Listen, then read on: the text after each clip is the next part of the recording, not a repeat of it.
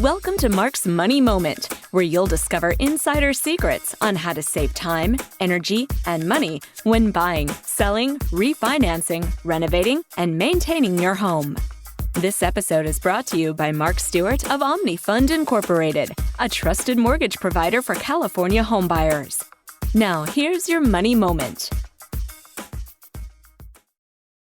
Okay, today we're going to talk about how to keep your kids out of debt. As you make plans for your children's post-secondary education, keep in mind that the average student's debt is currently almost $30,000, and it'll be even higher by the time your kids graduate. The truth is, most young people, and often their parents, can't afford that kind of debt, so it ends up damaging their credit rating and ability to buy a house and raise a family. The best way to prevent such problems is to avoid massive student debt in the first place. Here are 5 tips to avoid student loan debt.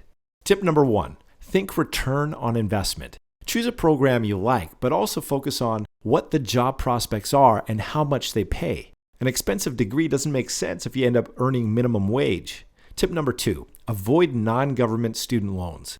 Even government loans can lead to major debt problems. But when you get into private loans, the interest rates are usually much higher and there's less repayment flexibility.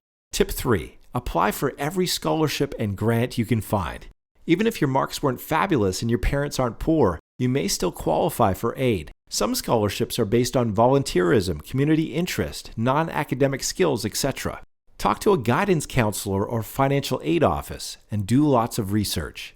Tip number 4, find a school that's looking for someone like you. Each school has its own selection criteria based on student talents, interests, background, needs, etc.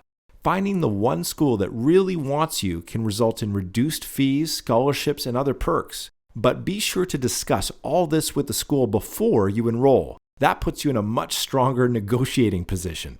Tip number 5, smart mortgage strategies. You can also use your mortgage to help fund education. You can free up money for your early retirement contribution by taking advantage of many mortgage lenders' skip a payment feature. Or when the time comes, you can do an equity takeout to cover tuition fees so you end up paying affordable mortgage rates instead of expensive consumer loan rates.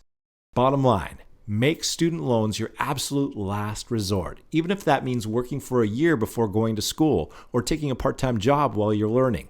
For more information on how to use your home equity to fund your kids' education, call us today. Thank you for tuning in to this episode of Mark's Money Moment. If you have any questions or comments, please call Mark today at 714-742-6789.